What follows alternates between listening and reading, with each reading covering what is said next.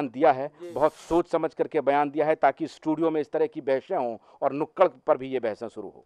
जी देखिए, गोविंदाचार्य जी हवा में बात नहीं कर रहे हैं, वो भी राजनीति के पुराने खिलाड़ी हैं, संघ से जुड़े रहे हैं और उनका अपना एक राजनीतिक कद भी है।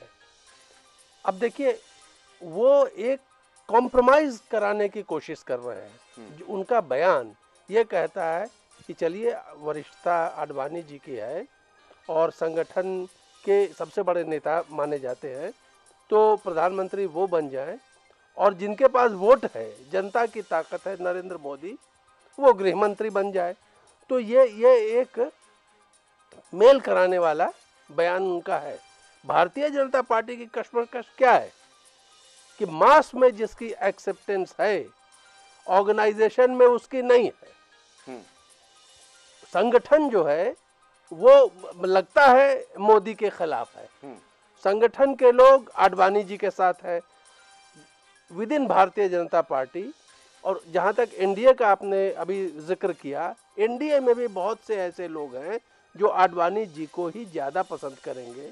और अगर चुनाव के बाद बृहत्तर एनडीए फिर से बनता है, मतलब एनडीए का अगर विस्तार होता है, तो उसमें भी आडवाणी जी की जरूरत पड़ेगी। तो कश्मकश ये है कि संगठन के नेता को प्रोजेक्ट किया जाए या मास लीडर को आगे किया जाए।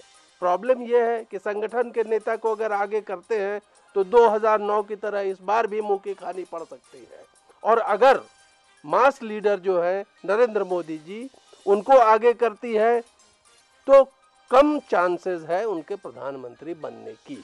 शाह साहब, ये वही गोविंदाचार्य हैं जो वाजपेयी को कहते थे कि ये तो मुखौटा है। जी जी जी। और बहुत ही टाइमिंग देखिए गोविंदाचार्य की, चुनाव के ठीक 1.5 साल कबल उन्होंने ये बयान दिया है जी।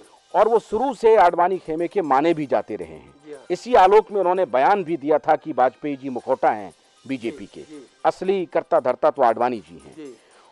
क्या ये भी माना जा रहा है कि सोच समझ करके आडवाणी जी का नाम पेश किया गया है और शायद गोविंदाचार्य भी इसी बयान के माध्यम से अपने लिए कुछ तलाश रहे हैं बीजेपी के अंदर?